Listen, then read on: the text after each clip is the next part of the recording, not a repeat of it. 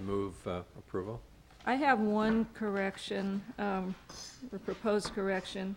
On the Avalon signs, it says that a condition of approval is to install a single dimmer switch to control all signs. I don't think we specified how many, we just said the signs needed to be dimmable.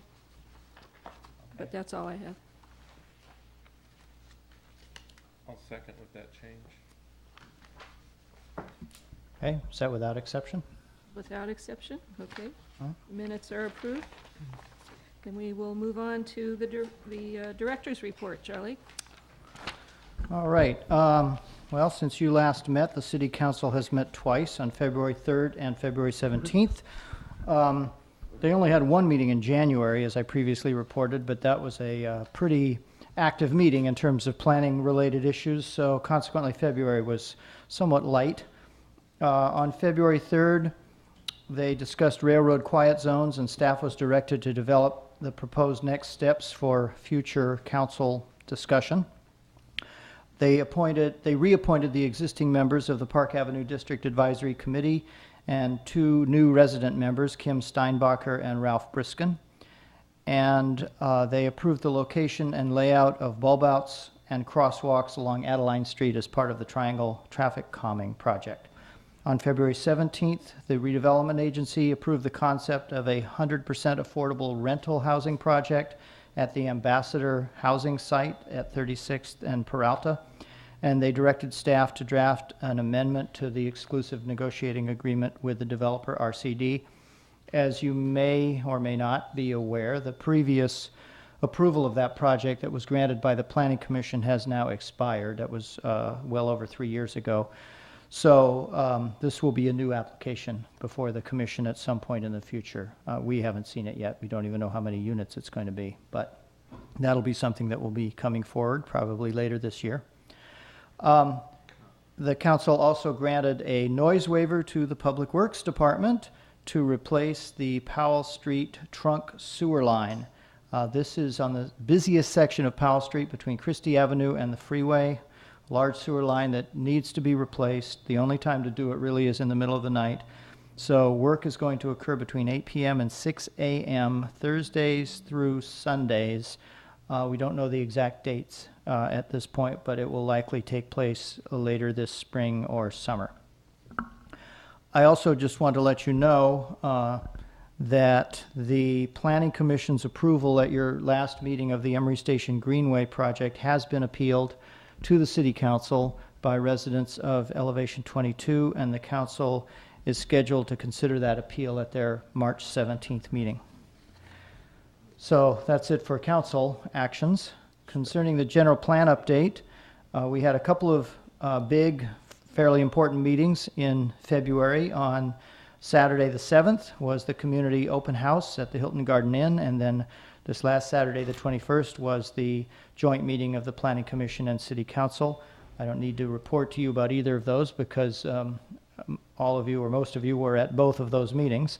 I would just say that I thought they both were very positive and uplifting events. We had over 150 people at the community workshop, and we had a really good discussion, I thought, at the joint meeting. So I'm feeling optimistic about the future of the general plan update, which is drawing to a close. The next steps in that process will be a draft environmental impact report that we're currently preparing to be published in early March for a 45-day public comment period. We've scheduled a hearing on that EIR at your next meeting on March 26th. The steering committee will be having a final look at the draft general plan in April or May. The exact date of that meeting has not been nailed down yet. We're trying to work around the upcoming National American Planning Association conference as well as Daniel Isofano's availability.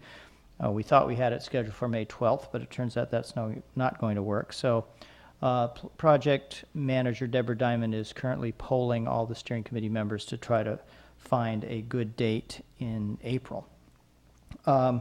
That will be followed by commission consideration of the general plan in May and hopefully council adoption in June. And concurrently, we are working with the consultants on the zoning ordinance update, and we expect to have something to bring to the steering committee in May or June on that. And in other news, you may have heard of SB 375. This is a legislation that was passed last year that calls for regional land use and transportation planning based on reductions in CO2 emissions, greenhouse gas emissions. That's a somewhat complicated piece of legislation, and I recently went to a workshop about it, and we have managed to get the Regional Planning Program Director from ABAG and MTC, Ted Drotboom, to come to the City Council on March 17th to lead a study session on it. So that will be, I don't know the exact time, I think it will probably be 6:30 p.m. on Tuesday, March 17th at the City Council, a study session on SB 375. And finally, I just want to let you know that I will be on vacation the last week of March, and so I will not be here for your March 26th meeting, but as usual, Miru will fill in for me and do a very capable job as usual. So that's it for my report. We have one other item listed under Director's Reports, which is Diana Keena's report on the Housing Element Progress Report, so I'll turn it over to her unless you have any questions for me. So the new Ambassador Laundry project's going to be 100% affordable? That's the plan at this point, yes. Is it a low-cost housing developer? Is that the? It's RCD, Is it- Resources for Community Development, the same developer that it's been all along. So it's back to what it was the first time around. It wasn't 100% affordable, I don't think. I think the Or first maybe time it we was. Long Maybe it time was. ago. That was a long time ago. Years ago or Maybe it whatever. was. Great. I wanted to ask you about the update on the general plan and the schedule you mentioned. So we had our joint meeting last weekend? Yes, Okay, 5 days ago. okay. I was thinking, is that the weekend before? And they're presumably going to be preparing the draft EIR in the next month or so? Oh, it's been prepared. Okay. We've reviewed it. There are a couple of pieces that are still missing that need to be plugged in. But as soon as we've gotten all our comments back to Diet and Bhatia and they've revised it, per staff direction, it'll be released for public review. Okay. I mean, I and others raised questions about the draft plan, and I'm just, there's more information I'd like to see, or at least reassurance about some of the mapping, the FAR, and some of the other details. And I'm wondering how that is going to be presented, given that the EIR is already done. I raised some concern, especially in the older neighborhoods, about the FAR increase to presumably accommodate parking, and my rough calculation that it goes well beyond that. So I'm just, Well, that questions needs, like that, how are those kind of questions going to be addressed? those will be addressed in the final, tweaks to the draft plan before it's Okay. brought back to the Commission and Council for your consideration. I don't think that would have a significant environmental impact, because the clear intent of the policies in the plan is to preserve and enhance the older residential neighborhoods. So if the numbers on the map aren't quite right for accomplishing that, we'll have to adjust the numbers on the map. Okay. Well, I was just wondering what exercise we're going to be presented with to be reassured, if that's possible, that, the information is as intended.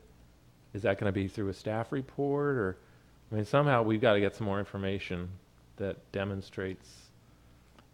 Well, I The issues have I been think you're addressed. talking more about the plan than about the EIR. But what we intend to do is to collect all of the draft plan was first released in January, as you know. Right. And it's been up on our website since then. We've had copies available. We've given out CDs of it. When we had the community workshop, we got a lot of good comments there. We got a lot of comments last Saturday, including yours, about the FAR map. We expect to get additional comments at the public hearing on the EIR in March, and probably also written comments on the EIR. All of those comments will be compiled and given back to the steering committee at their meeting in April. And along with, we haven't quite figured out how we're going to do this yet, but what we expect to do is to categorize the comments, by subject area, and then perhaps in a table, and then have a staff recommendation for how to deal with each one, and give that to the steering committee, let the steering committee weigh in on how to deal with each comment, including yours about the FAR map, and then have the steering committee give us direction, and then take that to the commission and council. When is that April meeting going to be? We don't have the exact date yet. For the steering committee, we don't have the exact date yet. It will be sometime probably in the second or third week. But actually, when Don't you, get the general plan presented to us until May, is that the idea? No, I think the steering committee's meeting No, I in mean, May. It doesn't come before the planning commission until May. right, the steering committee was originally intended to meet on May 12th, but it turns out that because of Daniel Isofano's availability, it's probably going to have to be in April. He's booked solid for May. And the regular steering committee meeting on April 28th, I think is the date, is right in the middle of the National APA conference that a number of people are going to. So at this point, we're looking at probably sometime a couple of weeks before that. Actually, if you're on the steering committee, when you go home tonight, you can check your email. I know you have an email from Deborah asking. Yeah, I thought it was May that she was giving dates for, but No, it's April. Well, I guess my point is I had some substantive comments, and I want to be reassured before I'm presented with a public hearing on the draft general plan. I'd like that information in advance. So however that gets accomplished. Well, we'll get it to you in the packet before the meeting. And I believe commissioners all get the general plan steering committee packets, do you not? So you should see it in there for Yeah, the steering committee's Okay, information. I'll raise it again if I feel like I need more information. Okay. So, okay, thanks, Thank you. Charlie. it might be worth coming to the general plan meeting. The steering committee meeting? Everybody's welcome. Yeah. Any other questions for me? No? Okay, Diana. Diana? This item is about 3 different time frames, and it can be very confusing. The city makes an annual report to the state about implementation of the housing element. It talks about the building permits that were issued in 2008, progress meeting regional housing allocations for July 2006 to June 2014, and progress implementing policies that are in the housing element that was adopted in 2001. So now you understand why we're confused. Building permits issued in 2008. Age Song is going up. It'll have 125 units, and there's a little project on 64th Street that'll have 2. So not many permits issued this past year. We're about almost a third of the way through the regional housing needs allocation period, even though our general plan, our housing element's not due yet. It's the state. And here's how far we've gotten toward meeting the regional housing needs allocation goals. Very low income, 3%, low income, 6%, moderate income, 16%, market rate, 62%, total 35%. And the reason we're having such a hard time meeting this is because the affordable housing goals are more than half of the total of what the region sees being built here. So they're not very easy to meet goals. In 2008, several projects were completed. Glass House, Icon at Park, View 46, Icon at Doyle and Salem Manor, for a total of 228 units, of which we had 8 very low, 14 low, and 30 moderate income units. And the redevelopment agency is in negotiation with the housing consortium of the East Bay to turn the relocated fourplex from the Oak Walk site into 5 very low income units for developmentally disabled people, which is very exciting because that's one of the special needs groups that we were having a hard time meeting. And so that means that we have 2 mixed-use projects under construction. Oak Walk, 58 units, 9 of them low income, and Adeline Place, 36 units, 13 of those moderate income. So that is not correct, what I wrote there. 9 and 13, 22. affordable of the 94 units. That's a little higher than what's in your report because we didn't have those 5 new ones on there before. Reviewing the implementation of the policies that are in the 2001 housing element. 9 rehab projects have been funded. Those are the loans for renovations. And the set-aside ordinance the affordability set-aside ordinance has been amended so that rentals have to have 66% very low and 9% moderate income housing. Ownership units are still at 20% moderate. And the city has obtained a Cal Home grant for loans to low-income buyers. So that's my little summary of the highlights of what's actually new in 2008 from that report. So I can answer any questions. So, Diana, what's the change at the Oak Walk project? All 5 of those residents on 41st are going to be converted toward... No, nothing's happened different on 41st Street. And nothing's actually really happened different. We just had missed those numbers before. Oh, okay. The fourplex that got moved from 41st to 40th Street is going to Yep. be changed into 5 units of housing for developmentally disabled people. Oh, okay. Could, So the negotiations with the private landowner next door fell apart? Or is this going to be the same? That's right. That's right. It's not Mr. Ennis, it's a different developer. Oh, okay. Just let me say parenthetically, if I may, take this opportunity. I'm pretty excited about this project. We're finally getting a real historic preservation architect to rehab at least one of the Oak Walk buildings. And we've been meeting with him and his firm, and I think they're doing a fabulous job. It will be coming back to the commission for design review approval because it's a little bit different than the use permit that and design review that you previously approved for it. But as far as I'm concerned, it's looking really good. This architect, just to give you a sense of his credentials, was selected to do some rehab work on Mission Dolores in San Francisco. So I think he knows what he's doing. So they're going to have an elevator in the building? No. Oh. The developmentally disabled people that are in it, some of them are ambulatory. Okay. And the units on the first floor will be accessible to disabled, and the units upstairs they'll also be accessible, but you have to climb stairs to get there. Okay. Staggering subsidy. Thanks, Charlie. Thanks, Diana. Diane, why did we develop so few low and very low income units?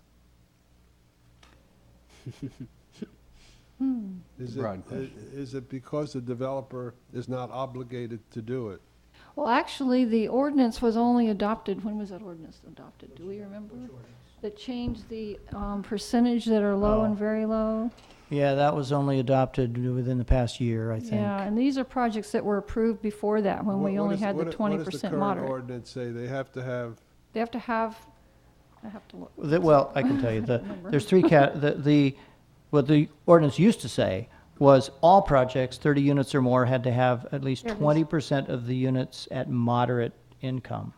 Right, there it is. That was recently amended. It's still the same for ownership, but for rental, it's 9% moderate and 6% very low. And that's modeled after the state redevelopment but requirements. this is new. Yeah, this hasn't That's really a new showed up in construction requirement. yet.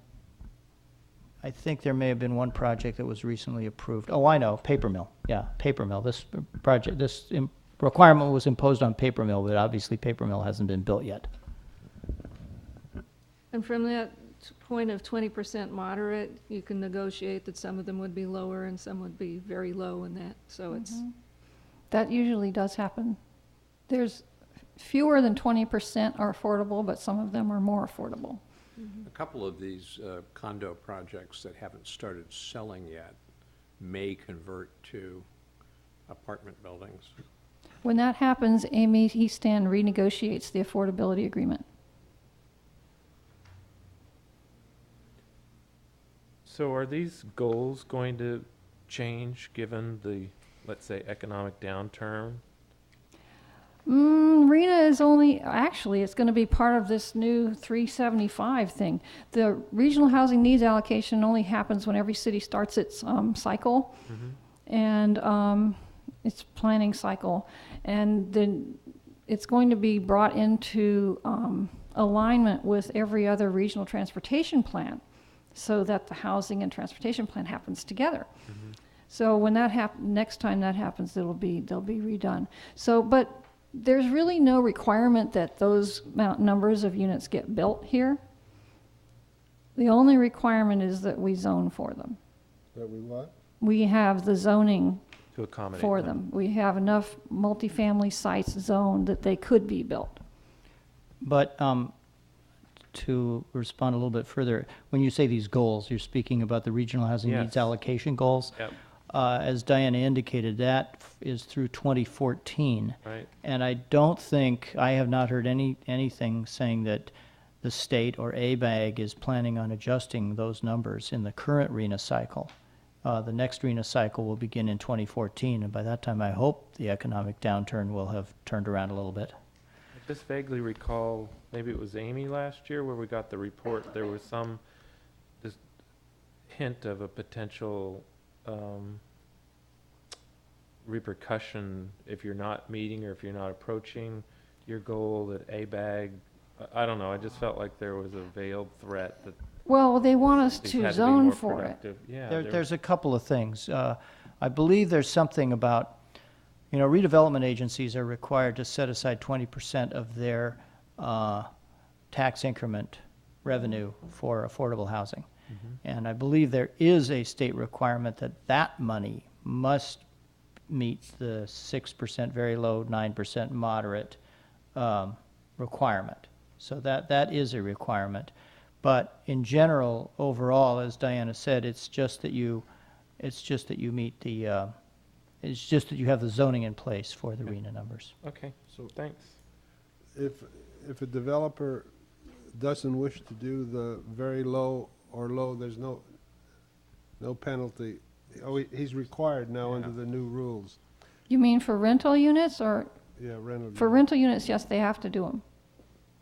Can the city encourage them to do more by subsidizing it through redevelopment funds? Oh, yes. Yes, we often do.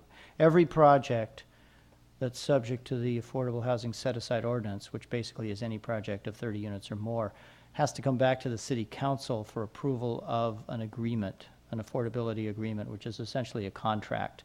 And in that process, the actual number and percentage of affordability gets negotiated, and the agency can certainly subsidize.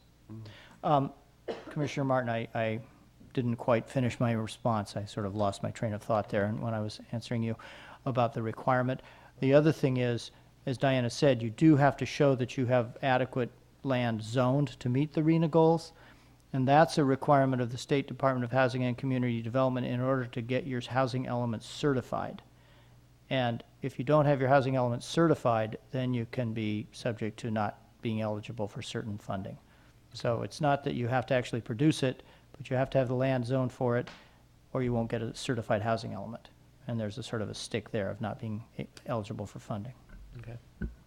So one of the goals that's, one of the objectives or policies that's in the plan now, which I understand is the old housing element, is about exempting FAR from, exempting residential square footage from FAR, which is what we're talking about changing in the general plan. How's that going to impact this? The new general plan won't have that in it, I don't think.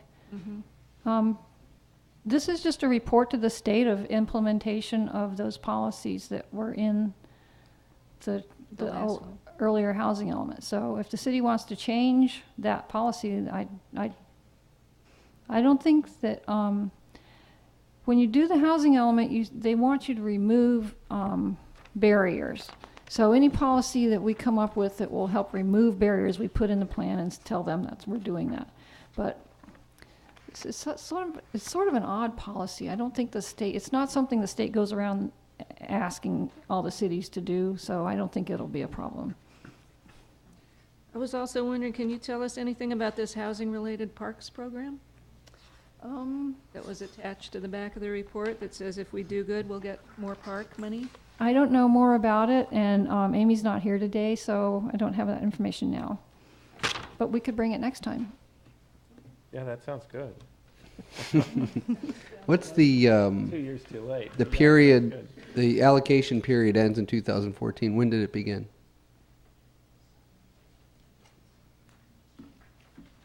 There's 2006, wasn't a it? reference in here. There is. Wasn't it 2006? 2006. 2006? Yes. Yeah. Mm-hmm. So relatively, 35%, we're not doing half bad. If we still got till 2014, if the market changes and we get 100% affordable at Ambassador, and possibly everything entitled gets built. We have 5 years left. Pardon? We have 5 years left. That's right. The Ambassador's how many units in the Ambassador? It's I mean, in the here. proposed, Yeah. we don't know at this I point. We think when haven't- it first came to us, it That's was gonna in be the all low or 60s to very low? 70s. Yeah. It was like 65 or All something like affordable. that. All of I don't know the 100%. percent, I don't know the exact breakdown, but it's 100% affordable. It was 60 some odd units. Yeah, it was like 64 units when it came to the That would put a housing dent in it. advisor. Well, anything that we can do to get those very low and low numbers up would sure be a good thing. Well, we increase it by 4, so. The only other thing I was thinking about in terms of promoting what the city's doing, I don't know much about the foreclosure workshop program, but that's related to housing and the challenges of keeping your mortgage. There may be a place to stick that in. I don't know how much the city's, wasn't that a city-sponsored program that yes. was given Mhm. a month or so ago?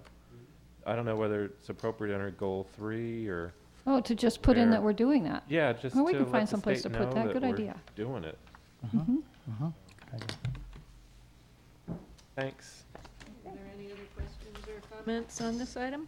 So next step is this goes to the city council for their blessing, and then we send it to the state. We don't have to take an action. No. This is an information item, and we wanted to hear your comments so that we could incorporate them into the report. Thank you. Okay, thank you, Diana. Next, now we move on to the public hearings. Arlie, I understand yours is the first and only. First and only. Good evening, Commissioners. So I'm here to present the conditional use permit and design review applications by the Emeryville City Police Department. This is for the temporary relocation of the police station to a new location this is for the time during which the current police station will be renovated. So they're looking for a temporary relocation. So this shows where the temporary building is located. It's on the corner of 64th and Christie. They're looking at leasing both the building in red and the 2 parking lots immediately adjacent. The site that's represented in red, as well as the immediately adjacent white building, is also known as Phase 1 of the planned unit development that was approved last, I believe, August. And that was part of the marketplace redevelopment. So that has already been approved. It's zoned as a PUD. However, as that's not moving forward yet, and as these buildings are sitting vacant for now, we're going to go ahead and consider this as mixed use, which is what it was before. And so we're kind of making use of this land in the interim. As you can see, the buildings around the site are a mix of residential and commercial uses. Where's the parking? The darker red is the building, which is the second note, and then the kind of lighter red to the north and south of the site are the parking lots. The So dark red is parking? the dark red is the building. It'll be clear in the next slide Oh, I see, okay. to show. Okay. Well, in any case, now we can see the intersection of 64th and Christie with the site outlined in red. The building in gray is the building whose white roof you saw on the last slide. That's a vacant building that will not be used at all. You can see the building to the north. That's going to be the majority of it will be leased by the police department. You can see there's a section of it that will remain vacant to the east. And there are 2 parking lots that will be leased by the police department, one to the north and one to the south. So before we leave that, Mm-hmm. the vacant suite on the east side of the occupied building, Right here. that's not going to be occupied at all? Not- It's not going to be no. for rent or for Right leasing? now, both of these buildings are completely vacant, I believe, and so simply the one section will be leased by the police department and nothing else will change. Okay. And where are well, I'll let you continue. Okay. Might want to go back to this. So this is zooming into the north parking lot, which is along 64th. Christie is over to your left. You can see that along the corner, the first third of the parking lot will be used as visitor parking. The second 2/3 of the parking lot will be fenced off and will be secured parking for both staff and patrol car. This will be secured with a 6-foot fence. It will be chain link with vinyl slats in it. You can see that there's a staff entrance from this secured parking lot into the building here. The main entrance to the building for visitors is along Christie here, and this is one of the small additions that they're making. They would put a flagpole in along the front side of the building. Moving to the second parking lot, this is to the south of the building. This is the building they're renting here. So this is the vacant building in gray here. 3 little changes will be that this existing gate will be a little bit refurbished and will remain closed during their operations. This is the main parking area, which will be accessed through this alley here. This will be an automated gate that will open onto Christie here. And then there will be a small change to the rear wall of the building. A new door will be put in here. As this lies on the property line, they've required owner's permission, which they have obtained. So that has already been signed. That was included in your staff report. And so that will be their access to this back parking lot. As this lot does not face onto any of the streets and will contain more of the patrol cars, this fencing along this lot will be 8 feet, again, chain link with vinyl slats. And that's where the siren is set off as they first start their shift? Well, all patrol cars that that an officer is entering at the beginning of their shift will need to sound their siren for 1 second at the beginning of the shift. I've been informed that they plan to park patrol cars in both parking lots. Oh, So that might be a question that they can answer as to whether the numbers would fit, whether they would all fit in the rear lot or not. didn't the staff report imply that all the cars were going to be parked in this lot? If the staff report, I believe I said, if they were, these Oh. buildings would shield the noise Okay. more appropriately. Okay, thanks. Just moving back one slide, this front lot here on 64th is across the street from the Bridgewater Right. condominiums. So this is the proposed sign for the front door. These letters you can see will be about 6 inches in height, and the letters will go right along this curved piece of metal here, which is again facing Christie at the front door. These are images of what the site looks like now, the existing site. So this is looking at the long side of the building. We're facing south, looking at it from the Bridgewater Apartments. And then here you're looking at the south side of the site. So this is the building that will remain vacant. That's where the 8-foot fence will be. This is where the 8-foot fence will be. So we're standing in the parking lot of the marketplace with the marketplace behind us, looking at this photo. The 8-foot fence will run along this entire curb and then go up along this outer side of the parking lot. And then this Along- is, sorry? Along the curb or the back of the vegetation? Excuse me, at the back of the vegetation. Right. All the vegetation will remain and Good. will be in front of the fence. Good. And that's true here as well. Here we're looking west from the Emeryville movie theater. And again, the 8-foot fence will run along this site to here. Oh, excuse me. So moving on to the conformity of zoning standards. The proposed use is classified as safety services. This is one of the uses allowed in the mixed-use zone with the conditional use permit. They're proposing 43 parking spaces, which easily satisfies the requirement of 23 spaces, or excuse me, 26. As far as the building setbacks, they're not changing the envelope of the building at all. Additionally, it's in the mixed-use zone, which does not require any setbacks as long as it's not adjacent to residential, which is true for this site. The fencing, as I said, will be 6 feet along the 64th Street frontage and 8 feet along the rear parking lot. Again, there's no setbacks, which is the only place that we regulate the height of fences. So there's no specific limit for the fence heights. Given the fact that they're meeting all of these zoning standards, staff does recommend approval of the conditional use permit and design review, subject to the conditions of approval that you've had attached to your staff report. I'd like to call attention specifically to a condition of approval for short and long-term bicycle parking. It was noted a little bit too late in the process. This was not included in the plans. The applicant has been made aware of this. So that was one of the suggested conditions of approval. Second is a time limit. The stated need for the time for this building is approximately 9 months. We recommend a period of about 18 months so as to allow for a little cushion should construction schedules or other issues arise. And last, we request the condition that there be no razor or barbed wire, which the applicant has agreed to and shows in the plans. And that I have concludes. a question. Why do they feel it's necessary to have an 8-foot fence along the southern boundary when all it is a driveway separating the property line from the building? It seems to me it's more of an eyesore than just to allow the building to be exposed. I do understand the issue of the eyesore. Let me address two different issues there.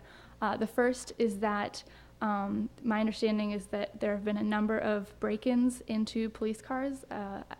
I can be corrected, but I understand that some of the firearms remain in the cars when they're not in use. I'm not objecting to the fence. They could At have all. the 8-foot fence in front of the parking lot. Right. But why continue it along the whole length of the building? Because I assume there's no cars going to be parked in that alleyway. Maybe we should go back to the Yeah, slide let that me shows see. that site. So you're suggesting that the gate just be No, moved back to the back of the building, right? Right.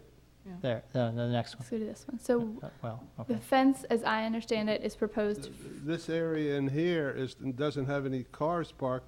They could have the gate at the end You're of the saying building. put the gate here. And Oops, eliminate excuse me. that tall, ugly fence, 8 foot tall. Okay. Is there any reason for it? Not that I know of. I can let the applicant speak to that. They're here. Both the architect and the police department are here for your questions. Are there any other questions of Arlie first? Yep. Do you know anything about what's going on with the grants, the like $5 million grant for TMG? And does this pose any kind of conflict Can with speak to that. timing? In talking about the possibility of using this site, we actually came across that, an issue of whether or not we need to begin demolition of the site in order to qualify for the grant funds. I spoke to Denise Pinkston about that, and she assured me that a matter of a few months would not put the project in jeopardy in any way. So she definitely didn't want to extend it for years and years, but should 1 or 2 months be needed in addition to the 9 that have been kind of requested, then that shouldn't be a problem and shouldn't jeopardize the funding for the revitalization. So, excuse me, so the plan really is 9 months and probably like a 2-month cushion, but we've That's just. my understanding, is that 9 months is the schedule for the construction. Any other questions? Do you have any conditions related to noise? I didn't see any related to noise. There were no specific conditions related to operational noise. Do you know I guess we can ask how they operate down on Powell, because there's residential use right across the street there Right, too. I did So, note that, so. okay. Okay. Well, there is the standard condition. Construction noise. No, there's also standard condition on design that says, prior to the issuance of a building permit, the building official shall confirm that the project is designed in order to limit noise exposure to those levels set forth in the Emeryville Municipal Code and General Plan. That's on page 9. So again, I'm not sure of the exact number of patrol cars, but that might be a possibility of trying to fit them all in the rear lot as far as protecting the nearby residences from the sound of their sirens. Is a short-term blast like that, Charlie, a potential conflict with the noise ordinance if it's going off at 2 in the morning? I just want to make sure the issue's been thought through. Well, at 2 o'clock in the morning, the police department enforces the noise ordinance, so maybe we should ask that. We get a bunch of people across the street calling because all of a sudden you got a patrol I don't know. car I with- think these questions would probably be better posed to the applicant. They certainly have experience with this in their present location across the street from the Watergate Apartments. We don't hear the Watergate. Okay. I live across the street from the police department. I never hear this siren. Good to Okay, know. well, that's what we want to hear. Right. So maybe we can hear that from the applicant. Right. Any other questions? All Okay. right. Does the Thanks. applicant wish, Chief James? I'll certainly answer any questions you have. Don Domer is here, he's our architect. As far as the fence along the south side of that building, that's not a problem, we can move the gate back. I think we initially looked at that for, go ahead. You have to use the mic, you have to use the microphone. Okay, taking the slats out of that alleyway, I think is not a problem at all. We should have thought about that. We did want to get the gate out closer to the street, so when there is a call, there is a less likelihood of UPS or someone parking in that driveway, so we just wanted it closer to the sidewalk. It's set back kind of a car length. You had mentioned, someone had asked about 6 foot versus 8 foot. I think the police department's preference would have been an 8 foot. You know, probably my earlier days, I could have scampered over a 6 foot fence pretty easily. So we used the 8 foot on the back side, but on across the street in residential, where I think it's more public, and we have that use there, we reduced it down to 6. So can you live without the fence on the south side? We would like, on the south side, what I was suggesting is that, yeah, but we could take the map up. So I will tell you why we have it there. Why don't you go to the one that's zoom in of that area? Pointer? Right here. Yeah. And one more, there, that one. Yeah, so where you see the red box is where the gate is. And we had thought about putting the gate further back, which would be right where the pointer is, but Right. what we're trying to do is not have someone park there. This is the only way out of this space. So not invite someone, so we wanted to put it out near the street. And so we've carried that fence all the way along. But I think taking the slats out on the south, south of that building would be just fine. I don't think there'd be a problem, but I think unless you're changing your mind on the gate location, then we thought that would be the best for your operations. Well, I don't have a problem with moving the gate back. You don't? No. Okay. To the edge of the building. That would There, be- there is almost there's close to a 20-foot clearance there, so even if somebody had pulled in by mistake. There's enough for two, yeah, it's about 20 feet, so you Is that- could, Is that alley 20 feet wide? it's about 20 foot. So you could possibly get by an emergency? If someone parks in the middle, yes. If they park on one side, I mean, no, but if they park on one side, yes. But police cars all have those bumper things on the front where you can push things out. Can't think of a more contentious place to park. Really? Put a little sign there, you're in trouble, The buddy. chief is saying he doesn't have a problem with moving the gate back, so we could do that and then take that length of fencing away. Yeah, save the money. Might get the other building rented too. Get some space there. I don't think TMG's goal is to Oh. rent that building since they're planning to demolish it. Right. So can you talk a little bit about the practice of the siren operation over on Powell and whether you have neighbor complaints around that? We have, over the years, had complaints regarding the noise. Our shifts start at 6 o'clock, 2 o'clock, and 10 o'clock at night. So at 2 o'clock in the morning, you're not going to hear a siren unless it is a response to an emergency call. At the beginning of the shift, to make sure operations are going, the officers do hit the siren just to make sure it's operational for less than a second. It's a very short, but How long? less than a second, so just enough to turn it on, hear it, and turn it off. I would say the fire department makes a lot more noise than the police department. and we- Well, but when they're blowing their sirens, they're not checking them for safety. They're I actually know, responding to an that's when you emergency really have the response. noise, yeah. But yes, we do have to check those to make sure that it's operational. And that's with the 2 a.m. shift too? We don't have a 2 a.m. shift. He Oh, I said, didn't he said understand. What are the 6, shifts? 6 6 in the a.m. morning, 6 a.m., 2 p.m., and 10 p.m. Oh, okay. Okay. And so as they leave the station, is there an agreement that they don't turn their sirens on for some distance like the fire department, or they turn the sirens No, on we once you leave the station? once we leave, if we're responding to an emergency call, once we leave the station. Right when you get on to Christie or down the alleyway, or once you get in the car, you turn the thing on and you take Oh, off? no, number one, I don't think that you will have a lot of responses Coming out of the coming out of the station that are emergency responses. Okay. We do, when we do have them on Powell Street, once they're through our gate and on the street, their sirens are on. They don't turn them on waiting for the gate to open, no. Okay. How many parking spaces do you have out at Powell Street now, and how does that compare with what's on this back side lot? There are about 33. You need, Don, we're being recorded and broadcast, so you need to use the mic. There are about 33 on-site, and then there are some curbside sites. I guess what I'm wondering is whether the actual patrol cars is there enough room for them to be in that one lot and have the other secured lot for staff that's not in a patrol car that needs to blast their siren?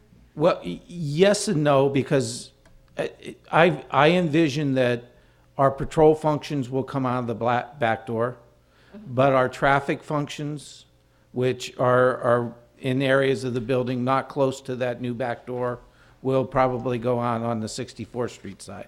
But those functions are not operating at night. Those functions generally operate from about 6 in the morning till about 10 at night. They're concluding at 10 at night, so. And we don't test our sirens when we quit the shift.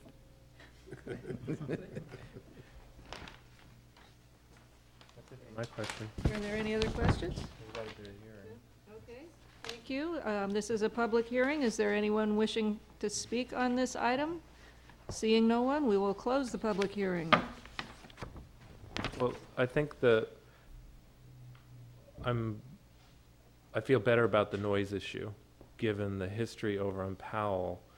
And although I would prefer to see some noise generating vehicle in this back parking lot, I think you probably got the flexibility that if people start complaining when you start operating, if you need to make an on-site adjustment in where cars park and why, you can probably accomplish that, and just be sensitive to the people who just bought their condos across the street and may have a change that they're not used to. I'm also happy to hear, it doesn't happen at 2 in the morning, so I'm less concerned about the noise issue. I just want to, again, make sure that we're not creating a potential problem with regard to the ordinance if somebody does complain, and then that we've got a way to resolve it consistent with the city's ordinance. So if staff's comfortable with that, they are, then that's good. I think considering the level of the train noise right in that area, that this will be nothing compared to the train Yeah. noise. Yeah. People are used to that. It's a change, though, so, somebody may be aware of it, might hear about it initially, anyway. Well, Any other? Okay. I move approval With the change on the fence. with the change on the fence. That was a great suggestion, Art. I'll second it. We have a motion and a second. Charlie? All right, Commissioner Cardoza, Aye. Commissioner Flores, Aye. Commissioner Martin, Aye. Commissioner Sherman, Vice Chair Hoff, Chair Donaldson. Aye. 6 ayes, the application is approved. This decision may be appealed to the City Council within 15 days. Thank you very much. Okay. So that was it for the public hearings. Thank you. Any commissioner comments? I've got a couple comments. I have one Oh, go comment. ahead. No, you go ahead. Well, Charlie or Maru, I'm sure you have it pretty quick at your disposal, but I'd like to see a list of all the entitled projects in Emeryville, obviously, and with the associated dates and whether they've been given extensions or not. Just something simple, quick and dirty. Do you get our monthly progress report? Yeah, I do. It should be in there. Okay. There's a chart of all the projects, and there's 2 charts. There's a bar chart, it's on 2 pages. Does it show all the dates and extensions and everything? It shows the dates of Planning Commission and/or council approval, Okay. and if there have been extensions, it says when they were extended. Okay. Yeah, there's a more complete description on the longer table. Okay. Thank you. But, after you look it over, if you have any further questions, feel free to give me a call. So I've got a couple things. Driving down Hollis to tonight's meeting, I noticed that the Novartis tilt-up on the east side of Hollis, north of 53rd, they've opened both of those buildings with windows all facing the street. It looks so much nicer. And I just wanted to remind the commission that we've heard before, including the Lazy Boy application, and I think the BRE conversion of those tilt-ups, that structurally it just can't be accomplished. And I just suggest the commission take a look as they drive. It's continuous glass wall. It's pretty high because the floor elevation is quite maybe 4 or 5 feet above the sidewalk, but it's pretty interesting how they've installed window along that entire frontage, and I was glad to see that. And the other thing I want to point out, in the operating budget, the cover photograph, I'd like the entire commission to see the fence that was originally approved as an 8-foot fence that was going to front all of Hollis and 53rd is instead a 2-foot fence that basically gives a little bit of perimeter to the thing. The commission approved that against my suggestion. I ended up having to, I think it was was it a formal appeal to the council? I had to go No. to the council to get them to override the planning commission decision on that. And I just think this looks a lot prettier than the Pixar fence. This was a final development plan, one of several for the Novartis campus, and so it required city council approval. Oh, so we did a recommendation Planning to the Commission's, council. yes, action on it was a recommendation to the council. Right.